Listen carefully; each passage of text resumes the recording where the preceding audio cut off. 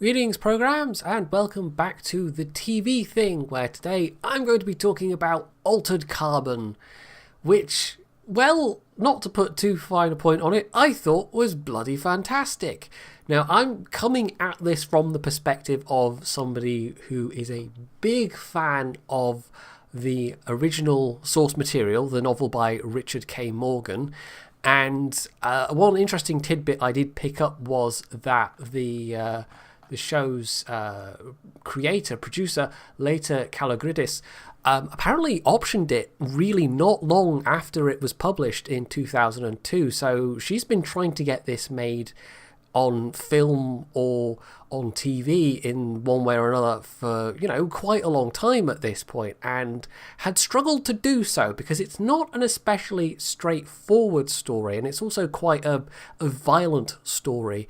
And it wasn't until Netflix came along and picked it up that she was able to get this adaptation off the ground. Now, I have read the novels because there's actually 3 of them. It's a trilogy, and that bodes well for there being yet more Takeshi Kovacs coming to Netflix at some point. But it's been a long time since I read any of them, so I am coming at this as a fan of the novels, as a fan of Richard K. Morgan, but it's just been so long that I can't really say if it's a hugely accurate adaptation. I think it mostly is, but I would have to go back and reread Altered Carbon to actually, pick up whether, maybe there's a bit that got changed here or there, because inevitably in adapting source material for TV, stuff gets left off. And actually, one of the very few criticisms I have of Altered Carbon is that the pacing is not especially even. It's 10 episodes in total. They're generally 50 minutes to an hour, and you have to just follow it all the way through to the end, basically, because it does explain everything it needs to explain along the way.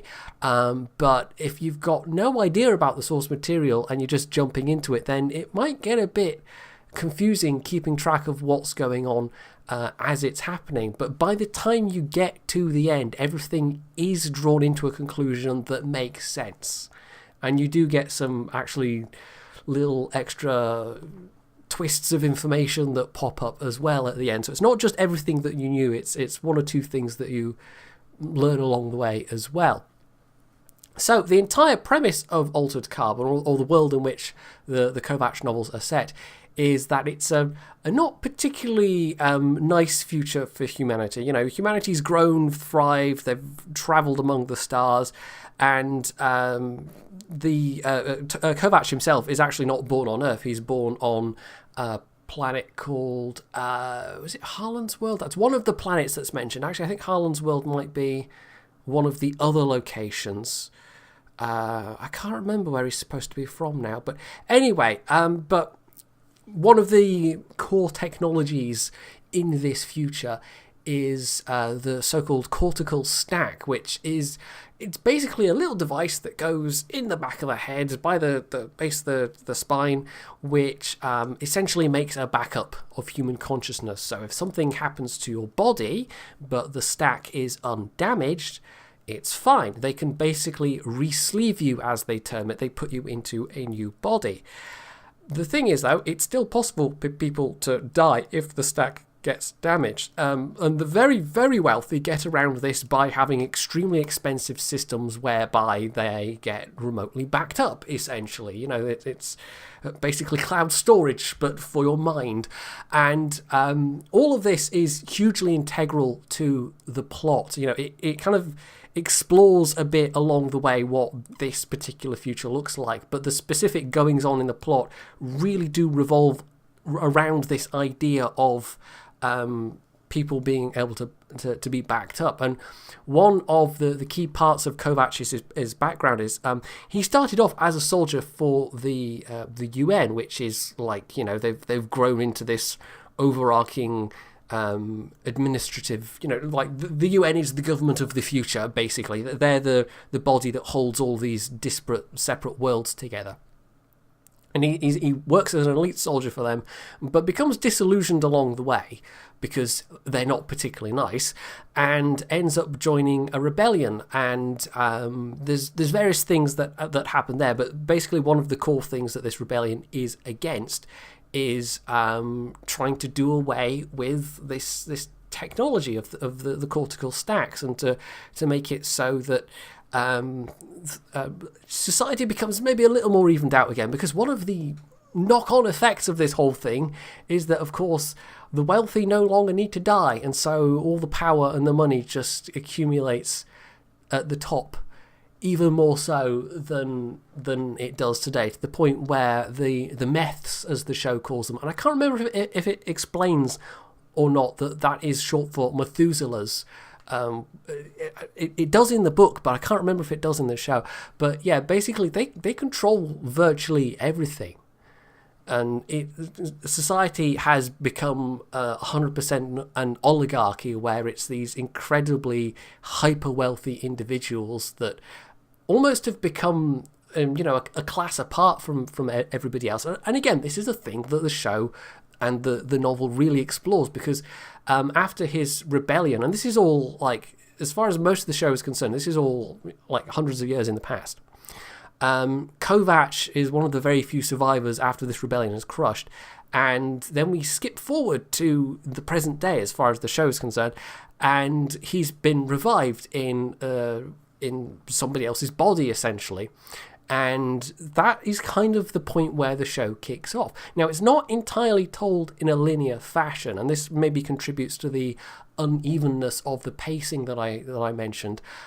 We've got various points where we flash back and forth between things happening at different times, and you have to be paying attention. I'll give it this: you can't just kind of put this show on in the background and let it burble away to itself. You really do have to be paying attention to what's going on to really keep track of the plot.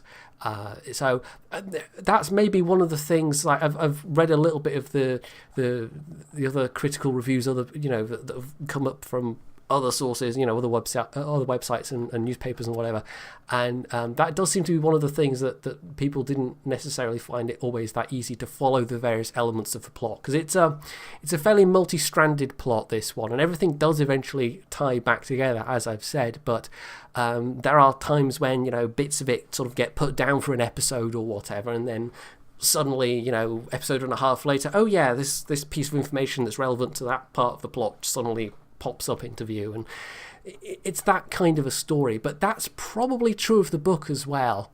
I wish I could remember the book better, the specific structure, but yeah. One thing that did stand out to me about the book, and this is a complete aside, but I definitely can recommend it.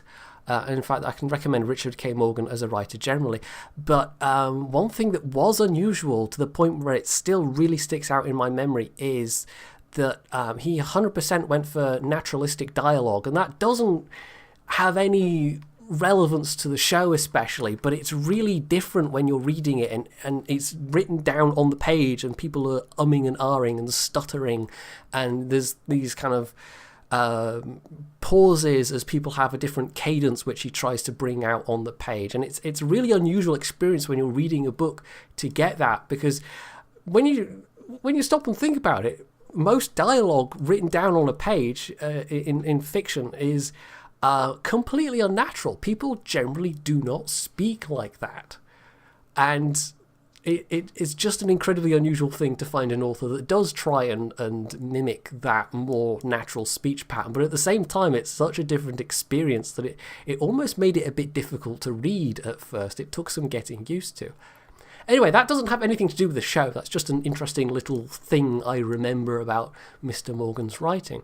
So, I won't say too much more about the plot. That's the basic setup. Kovac gets brought back by one of these ultra-wealthy Methuselahs because he's died mysteriously. He's still alive because he's one of these ultra-wealthy people that can afford to basically have cloud backups. But he wants to know what happened, because it looks like he blew his own brains out, but that would obviously be ridiculous and impossible.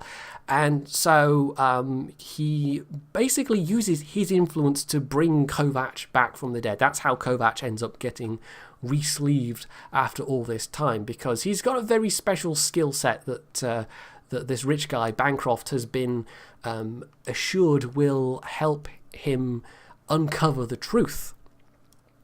Now, there's a lot more to it than that, but to say really any more would be to invite spoilers. Instead, before we wrap it up, I'll talk a little bit about the production values, because they were through the roof. You know, there's this. What else did we have? We had The Expanse from Netflix.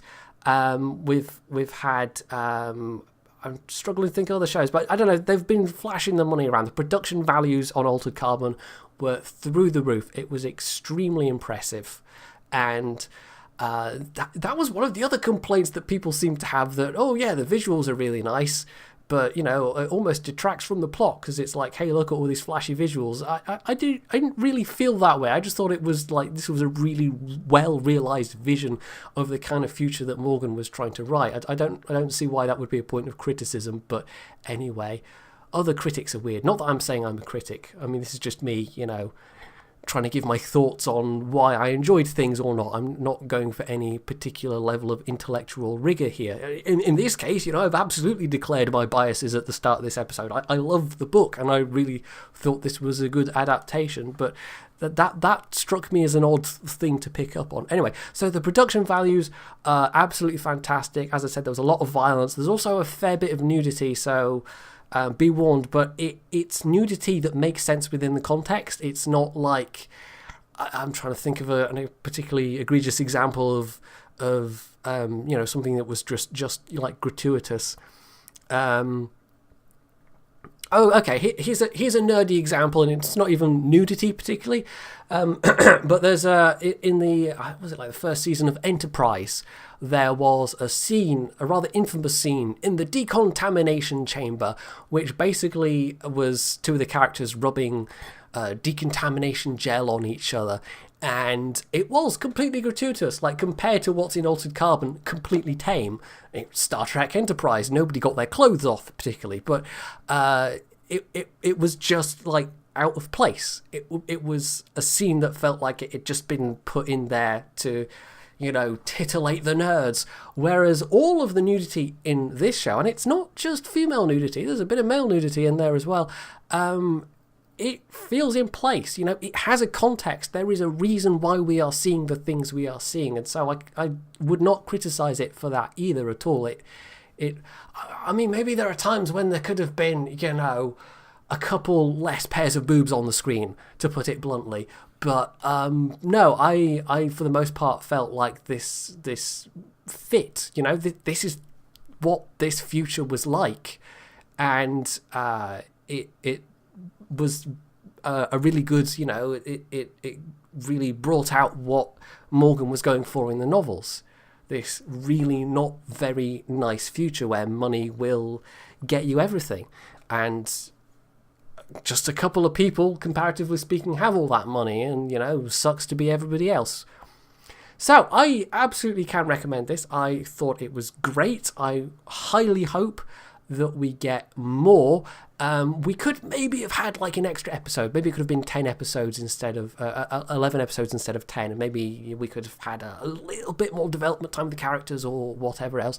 But still, 10 felt like a reasonably good length. It covered everything it needed to, and so I think any adaptations of the second and third novels in the series, which are, I'll see if I can remember, or else I can just look it up very quickly. Broken Angels and Woken Furies.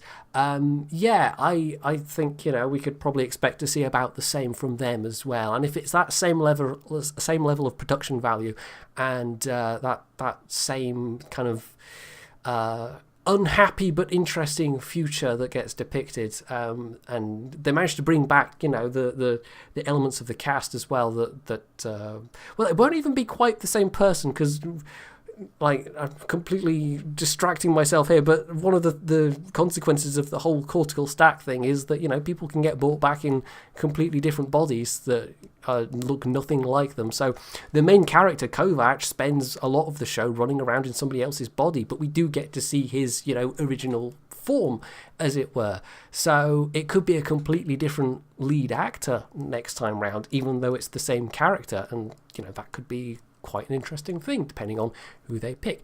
Anyway, so where was I?